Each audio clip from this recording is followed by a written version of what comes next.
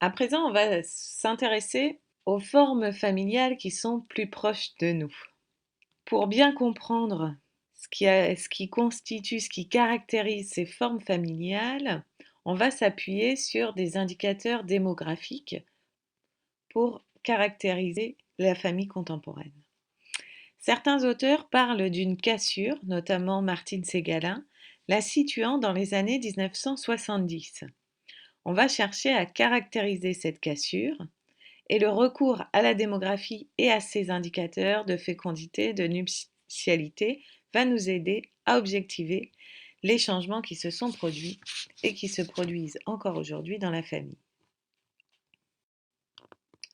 Alors, d'abord, ce qu'on peut observer, c'est un phénomène de baisse de l'indicateur conjoncturel de fécondité.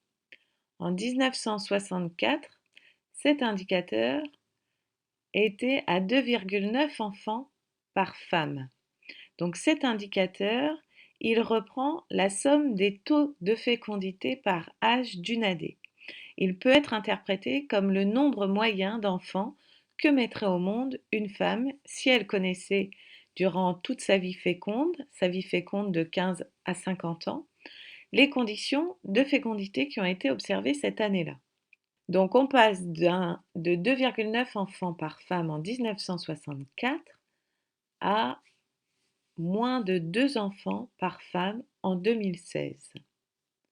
Ce niveau de fécondité de 1,9 enfants par femme, il place la France parmi les pays d'Europe les plus féconds, avec l'Irlande, et il la place loin devant les pays du Sud tels que l'Espagne, la Grèce, l'Italie ou le Portugal, qui sont en 2007 entre 1,3 et 1,4, et loin devant aussi l'Allemagne. Pour aller plus loin sur les notions d'indicateurs de fécondité, je vous invite à regarder ce lien vers la vidéo réalisée par l'Institut national des études démographiques. Donc, premier élément, une baisse de la fécondité.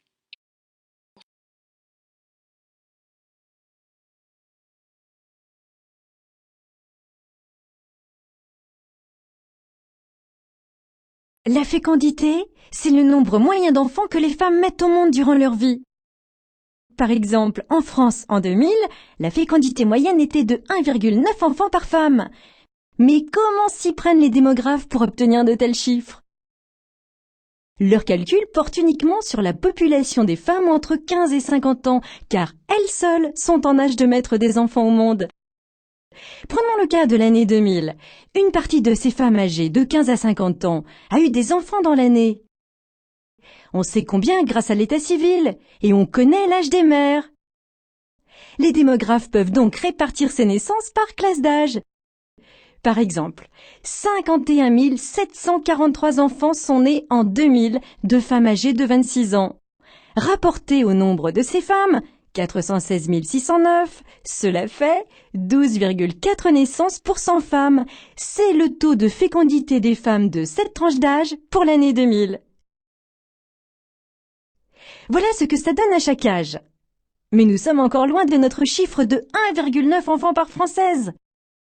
Pour obtenir cet indicateur qui résume la fécondité de l'ensemble des Françaises cette année-là, les démographes imaginent un groupe de 100 jeunes femmes de 15 ans. Ils comptent le nombre total d'enfants auxquels elles auraient donné naissance à 50 ans, si à chaque âge, elles avaient un taux de fécondité identique à celui que les démographes ont calculé pour l'année 2000. Ils obtiennent au total 190 enfants. En divisant par 100, cela donne, pour l'année 2000, une fécondité totale de 1,9 enfants par Française. Cet indicateur, également appelé indicateur synthétique de fécondité, permet de comparer la fécondité de différentes populations dans le monde. Il permet aussi de repérer si la fécondité augmente ou diminue d'une année à l'autre dans une même population.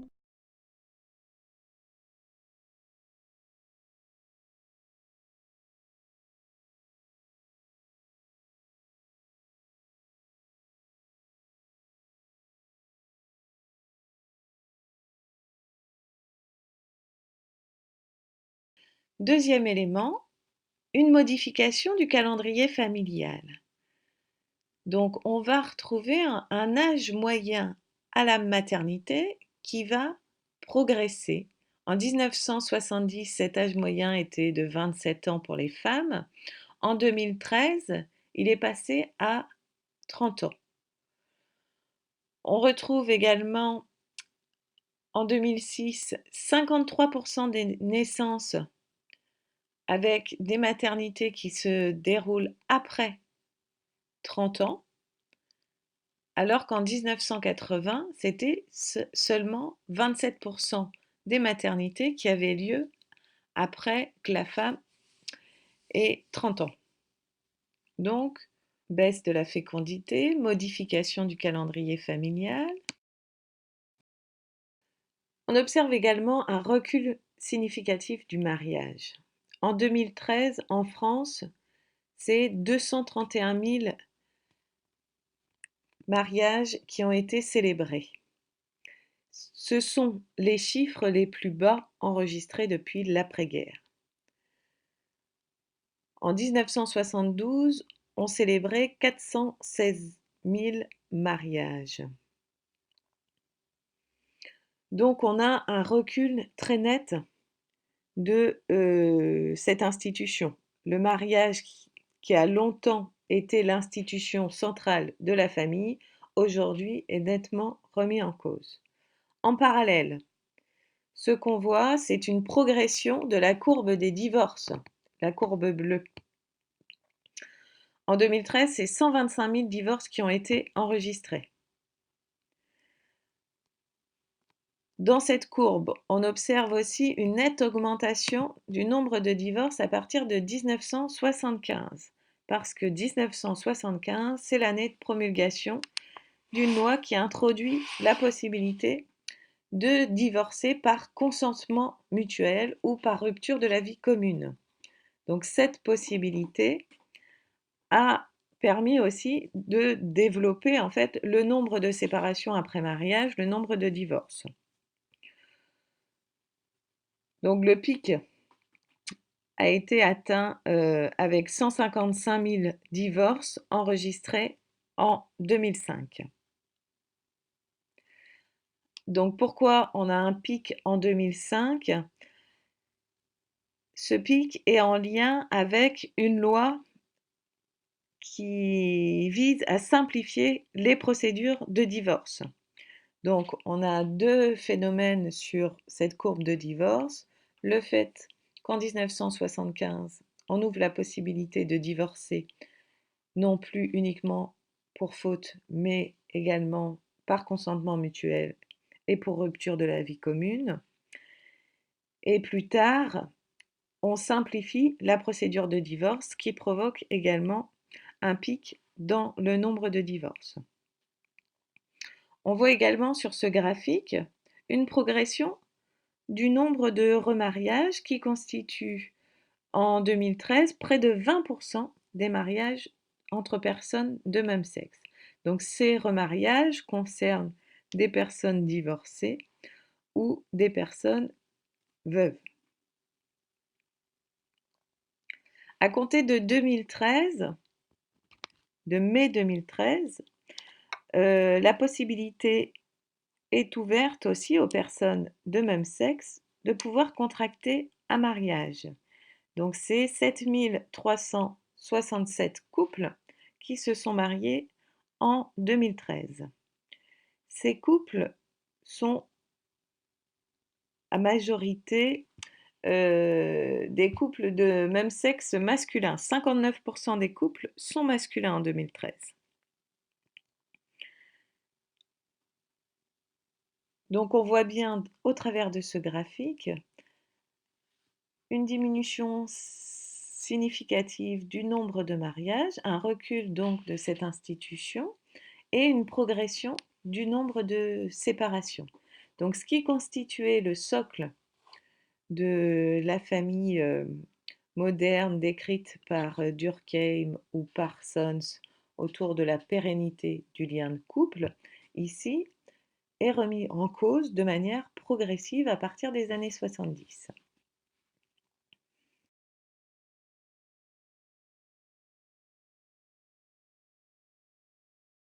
Donc, outre le mariage, aujourd'hui, les formes d'union sont diversifiées. On va parler notamment du Pacs. Le Pacs est entré en vigueur en novembre 1999. C'est une réponse législative à une demande de reconnaissance de l'union homosexuelle qui s'est fortement exprimée au cours des années 90 à la suite de l'épidémie de sida. De nombreux homosexuels qui vivaient en couple se retrouvaient dans des situations matérielles très précaires à la suite du décès de leur compagnon. Ils revendiquaient dès lors de disposer de droits sociaux, fiscaux, successoraux pour organiser leur vie commune, comme pouvaient le faire par ailleurs les couples hétérosexuels. Pour diverses raisons, le législateur a également choisi d'ouvrir le Pacs aux couples hétérosexuels. Donc ce nouveau cadre institutionnel de la vie en couple devait répondre à deux situations, celle des couples de même sexe et celle des couples non mariés souhaitant bénéficier d'un cadre juridique alternatif au mariage. Aujourd'hui, donc c'est 3 mariages qui sont célébrés pour 2 Pacs. Donc on a un contrat qui est fortement plébiscité et qui n'a cessé en fait de progresser entre 2001 et 2010, avec près de 200 000 Pacs célébrés en 2010.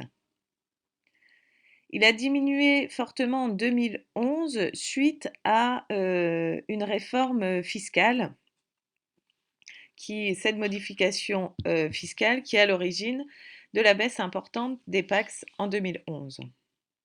Derrière ce Pacs, on va avoir plusieurs motivations, des motivations assez hétérogènes. Certains vont considérer le Pacs comme un substitut au mariage, d'autres comme des fiançailles modernes, d'autres encore comme une sorte d'anti-mariage.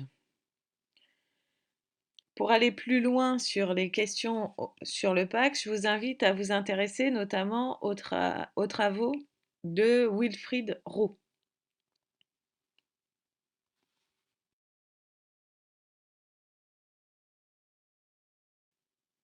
Une diversification des formes d'union, donc le mariage, le Pacs, mais également l'union libre.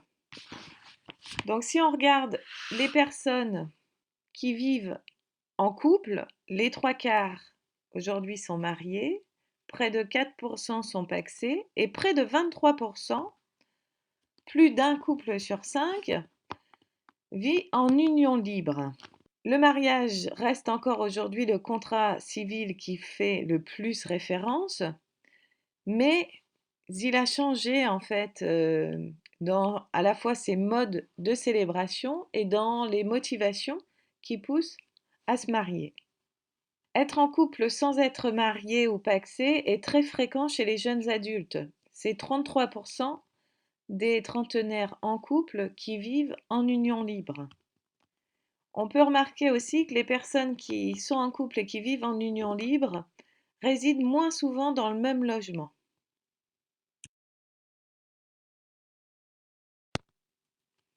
Toujours concernant les unions et notamment le mariage, donc on a à la fois une baisse du mariage, mais on a également une progression dans l'âge d'entrée dans le mariage. On se marie par ailleurs plus tard. Les mariages aux jeunes âges sont en effet devenus rares pour les femmes, alors que 29% des femmes nées en 1930 avaient déjà été mariées à 20 ans. Ce n'est le cas que de 1% de celles nées en 1990. L'âge au premier mariage ne cesse de s'élever depuis le milieu des années 1970. Lors d'une première union, l'épouse a 30 ans en moyenne en 2013 contre 23 ans en 1980. Donc on a un différentiel de près de 7 ans entre 1980 et 2013, soit en près de 20 ans. Donc on a un recul significatif de l'âge au premier mariage. L'âge moyen au mariage, donc pour les personnes de sexe, donc l'âge moyen au mariage qui inclut également les remariages. Pour les personnes de sexe différent, on est à 35 ans pour les femmes, 37 ans pour les hommes. Pour les personnes de même sexe, on est à 43 ans pour les femmes et 50 ans pour les hommes. Bon, ce différentiel d'âge entre personnes de sexe différent et de même sexe aura tendance à l'avenir à se réduire. Il est lié au fait que le mariage pour les couples de même sexe vient d'être et depuis peu ouvert, depuis 2013.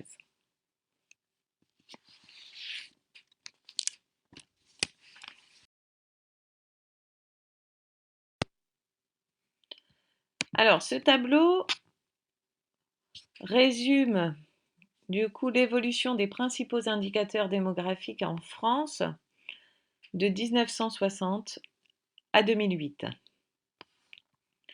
Donc, il reprend la baisse de l'indicateur de fécondité, l'augmentation au contraire de l'âge moyen à la maternité,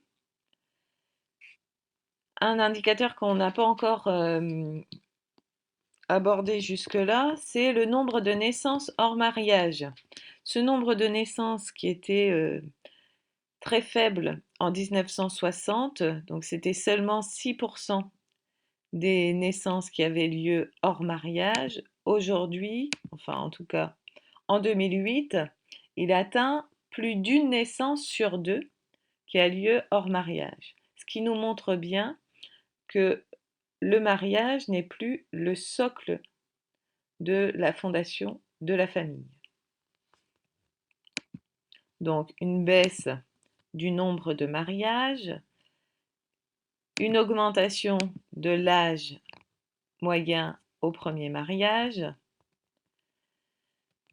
une augmentation également du nombre de séparations, donc on ne se marie plus pour la vie, donc le pendant du mariage reste aujourd'hui cette possibilité aussi de pouvoir se séparer si les sentiments ne sont plus au rendez-vous.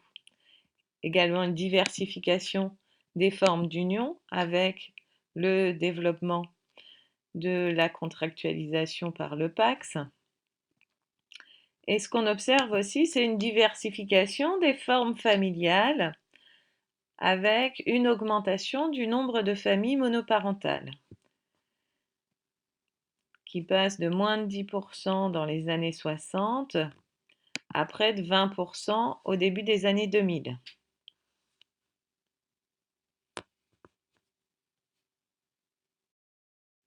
En résumé,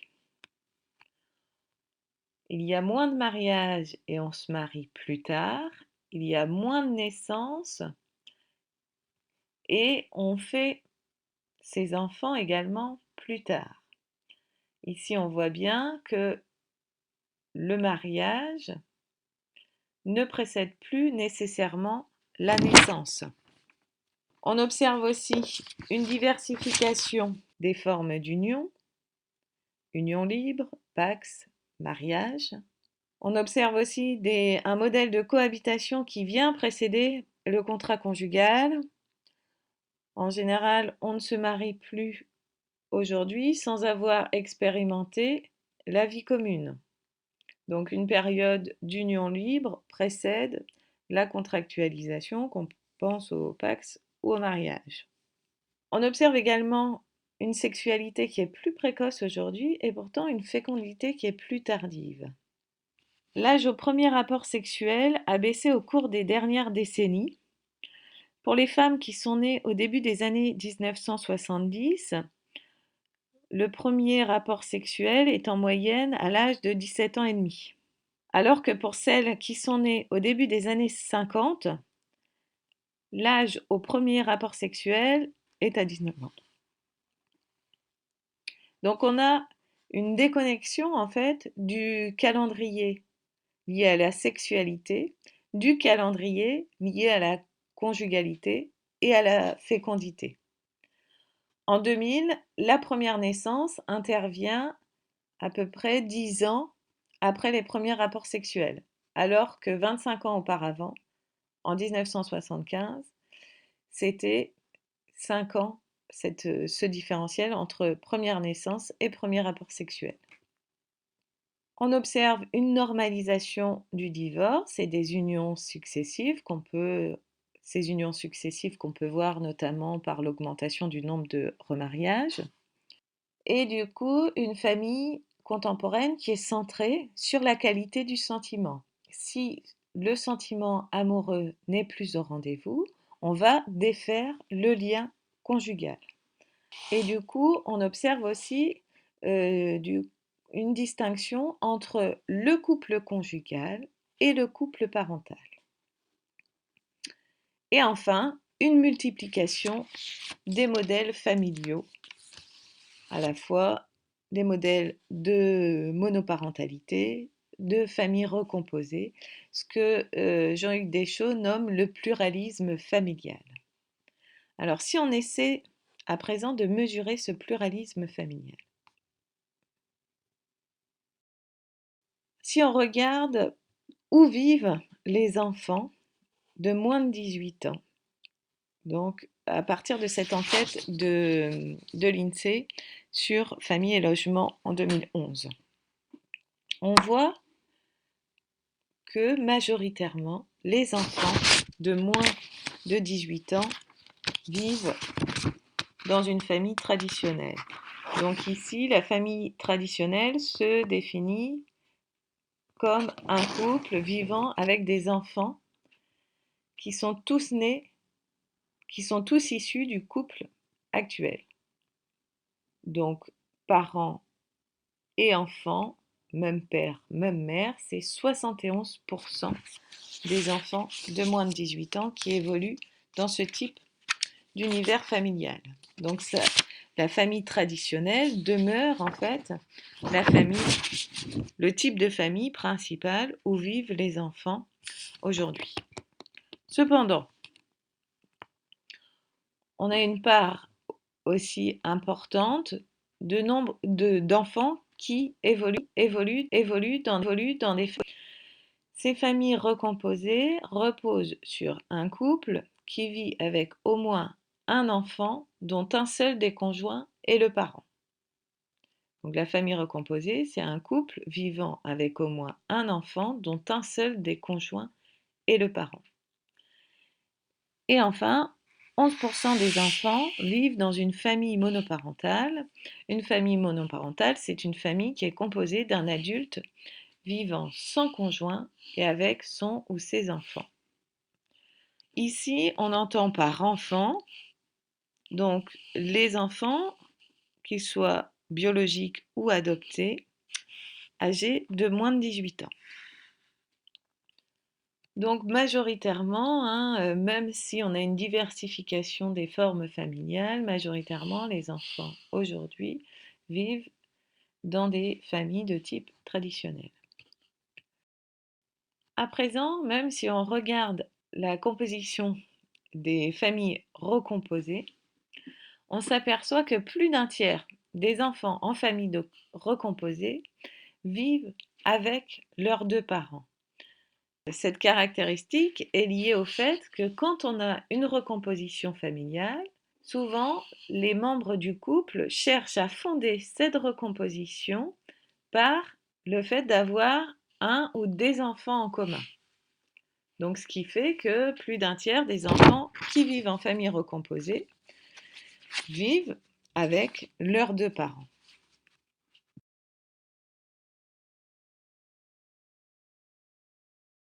Comment expliquer ces changements dans la famille? On peut l'expliquer à partir d'une transformation du contrat de genre, d'un passage d'un contrat de genre inégalitaire et hiérarchique à un contrat plus égalitaire et contractuel. Alors, ce contrat inégalitaire et hiérarchique, il reposait sur le fait que le mariage était indissoluble, également sur la nature des femmes et la hiérarchie des sexes. L'argument de la hiérarchie des sexes est le plus connu. Il repose sur le fait que la famille a besoin d'être dirigée et que cette direction ne se partage pas. En cela, l'homme est naturellement désigné pour en être le chef. La femme mariée, juridiquement incapable, est soumise à la puissance maritale. Quant à l'argument de la nature des femmes, il s'agit de considérer que la vocation première des femmes est la maternité. Peu après le mariage, la femme devient mère. En mettant son premier enfant au monde, la femme change en quelque sorte d'identité. Le couple amoureux se fond dans le couple parental et le destin féminin se fond désormais dans le destin commun familial. C'est ce qu'on retrouve à la fin aussi des contes de fées d'autrefois, quand on, quand on lit Ils se marièrent et eurent beaucoup d'enfants. Ce contrat de genre, des débuts de la modernité, inégalitaire et hiérarchique, reposait sur le fait que les femmes gagnaient théoriquement la protection avec la dépendance vis-à-vis de leur conjoint. En contrepartie de l'incapacité juridique, elles disposaient d'un certain pouvoir domestique. Le fait que le mariage était indissoluble est à mettre en relation avec l'insécurité permanente de la vie et le fait que cette vie soit brève, en lien notamment avec le poids et les dangers de la maternité. Donc ce contrat liait indissociablement inégalité des sexes, maternité des femmes et indissolubilité du mariage. Progressivement, au cours du XXe, les femmes vont gagner en fait des formes d'autonomie juridique. En 1938, la notion de puissance maritale est supprimée, également la notion d'incapacité juridique de la femme mariée ainsi que son devoir d'obéissance. En 1942, la femme est associée à la direction de la famille. Et en 1965, les Françaises n'ont plus besoin du consentement de leur mari pour choisir une profession ou pour ouvrir un compte en banque et disposer de leurs propres biens. Ces transformations du cadre juridique accompagnent des transformations socio-économiques liées au rôle des uns et des autres dans la famille. Il faudra près de 150 ans pour défaire les principes sur lesquels repose ce contrat de genre inégalitaire et hiérarchique. Pour défaire ces principes, les progrès sanitaires ont occupé aussi une place importante, notamment la science médicale, en sécurisant aussi les grossesses et la maternité, en diminuant le taux de mortalité infantile, avec le développement de la contraception et du coup la possibilité pour les femmes de maîtriser leur dépendance. Et tous les savoirs, notamment de la psychologie liés à l'enfance et à la maternité, vont aussi transformer progressivement le rôle des mères et des femmes. La transition démographique qui désigne aussi le passage d'un régime traditionnel à un régime moderne va profondément transformer aussi le rôle de chacun dans la famille. Le régime traditionnel, il est caractérisé par des taux de fécondité et de mortalité très élevés, qui s'équilibrent à peu près. On va retrouver notamment des taux de mortalité infantile très importants. En 1800, c'est pour 6 enfants nés, ce sont presque 4 enfants qui meurent en bas âge. Donc on va passer d'un régime traditionnel avec un taux de fécondité et une mortalité très élevés à un régime contemporain où la natalité et la mortalité sont faibles et s'équilibrent également. On a moins d'enfants, mais des enfants qui survivent. Donc pour aller plus loin sur cette question de la transition démographique, je vous indique un lien là, toujours vers le site de l'Institut national des études démographiques. Pour accompagner ces transformations, donc on a tout ce qui est lié aussi à l'éducation des filles, notamment ici, à titre d'illustration, la loi Abi en 1975 qui instaure le collège unique. Du coup, l'instruction obligatoire de 6 à 16 ans et du coup, une mixité dans les établissements, ce qui fait qu'on n'a plus d'un côté l'éducation des filles et de l'autre l'éducation des enfants, mais l'éducation de... d'un côté l'éducation des filles, de l'autre l'éducation des garçons. Mais ici, à partir de 1975, on a le même enseignement pour les filles et les garçons. Également l'accès à la citoyenneté pour les femmes, le droit de vote en 1945. Et ce qui va aussi participer à transformer le contrat de genre, c'est le développement du travail salarié pour les femmes. Sur cette diapo,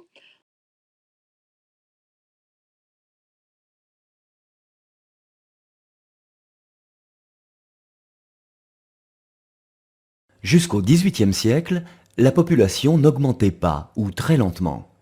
Les naissances étaient nombreuses et les décès aussi, les deux s'équilibrant à peu près. Au XVIIIe siècle, en Europe de l'Ouest et en Amérique du Nord, l'essor économique, les progrès de l'hygiène et de la médecine font disparaître les grandes crises de mortalité dues aux épidémies et aux famines. La mortalité, notamment infantile, diminue. Les familles continuent à avoir beaucoup d'enfants et les naissances restent nombreuses. Les décès sont dorénavant moins nombreux que les naissances et la population s'accroît rapidement. Les adultes prennent conscience que la plupart des enfants échappent désormais à la mort et qu'ils n'ont plus besoin d'en avoir autant qu'auparavant pour assurer la relève. La perspective de nourrir de nombreuses bouches et d'assumer les frais d'éducation les incite à adopter un nouveau comportement, la limitation volontaire des naissances. Le nombre d'enfants par femme diminue. La mortalité continue de baisser. Les naissances restent plus nombreuses que les décès et la population augmente toujours. Vient le moment où le taux de mortalité, qui a atteint un plancher et s'est stabilisé, est rejoint par celui des naissances. Le nombre d'enfants par couple est faible, près de 2 en moyenne. Tous ou presque parviennent à l'âge adulte et remplacent les parents à la génération suivante. Vers la fin du XXe siècle, en Europe, les naissances et les décès tendent à s'équilibrer et la population n'augmente plus. La transition démographique est achevée. La transition a duré 2 siècles en Europe. Le déséquilibre temporaire entre une mortalité déjà faible et une fécondité encore forte a conduit à une multiplication des effectifs pendant la transition. En 200 ans, la population de l'Europe a été multipliée par 4. La transition démographique, commencée en Europe et en Amérique du Nord, a touché l'ensemble du monde. Partout sur la planète, la mortalité a diminué et diminue encore, et les familles choisissent de limiter les naissances, comme l'avaient fait avant les Européens et les Nord-Américains. Et partout, la transition démographique s'est accompagnée d'une multiplication du nombre des hommes. Où en est la transition dans les autres régions du monde ?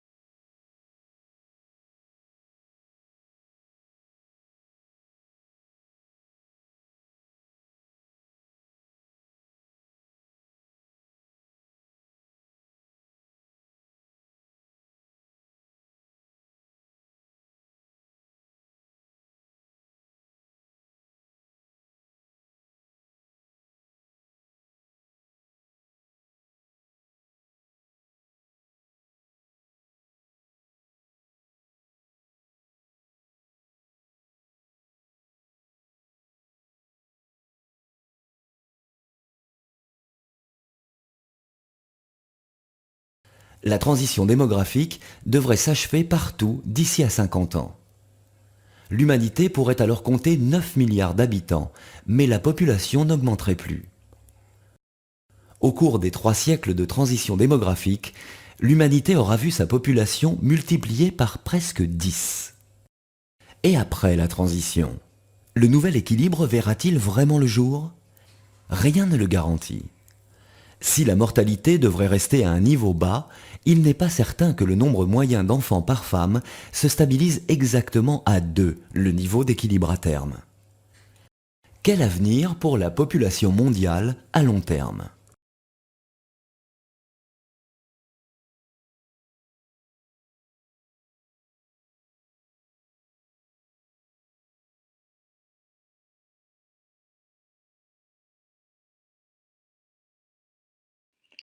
Sur cette diapo, on voit bien comment en fait l'écart entre les hommes et les femmes s'est réduit depuis 1975 en termes de taux d'activité.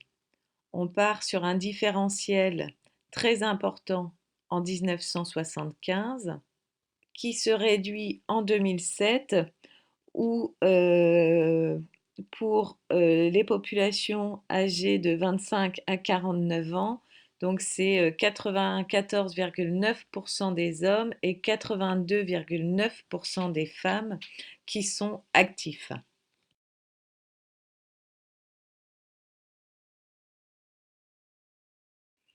La famille contemporaine repose sur un contrat plus égalitaire et contractuel. Il y a on va délier en fait dans ce nouveau contrat inégalité des sexes, maternité des femmes et le fait que le mariage soit indissoluble. À l'inégalité des sexes se substitue un idéal d'égalité. La femme est de plus en plus reconnue comme l'égale de l'homme et un sujet à part entière. En France, la puissance maritale est abolie ainsi que la puissance paternelle et le droit reconnaît à partir de 1970 l'idée d'une codirection de la famille avec la réforme de l'autorité parentale. Concernant la maternité, il s'agit ici d'autonomiser les enjeux propres au couple et ceux de la parentalité. La femme, en devenant mère aujourd'hui, n'en demeure pas moins femme. Et le rêve du couple égalitaire est désormais de poursuivre au sein de la famille son histoire propre. En cela, on va différencier aujourd'hui couple conjugal et couple parental. On demeure un couple parental même si le couple conjugal s'est effacé, s'est rompu. Concernant le fait que le lien conjugal est aujourd'hui soluble, ce nouveau contrat de genre du coup, repose sur le fait que c'est le couple qui est responsable de sa durée et des choix à faire quant à la nature de cette durée. Il faut lui accorder un sens qui suppose de penser la vie commune comme un itinéraire partagé, une conversation continue, sous l'égide de la liberté, sans laquelle il n'est pas de reconnaissance de l'autre. Désormais, le risque accepté et ce qui donne un sens profond à l'engagement. Par l'introduction du divorce par consentement mutuel en 1975, la société reconnaît qu'il appartient désormais au couple lui-même de décider de sa poursuite ou de la séparation. Cette redéfinition du lien conjugal comme fondamentalement plus individuel, plus privé, plus contractuel, et de ce fait plus précaire. C'est pourquoi aussi la transformation du lien conjugal n'est pas séparable de la transformation beaucoup plus générale de la sexualité et de l'amour qui accompagne la dynamique de l'égalité des sexes. La division du monde imposée par l'ancien contrat de genre qui opposait les mères de famille et les femmes de petite vertu, la part honnête et la part honteuse de l'être humain, n'autoriser la sexualité que pour la procréation, et l'amour que sanctifié par le mariage et la famille.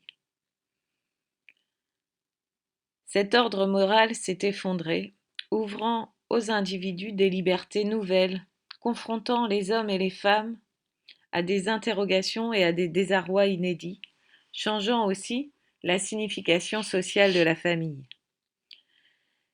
L'histoire des couples, qui reposait sur le mariage, les enfants, qui les unissait à tout jamais, à vie, cette histoire a cessé d'aller de soi. Le mariage d'amour est aussi devenu un mariage fragile,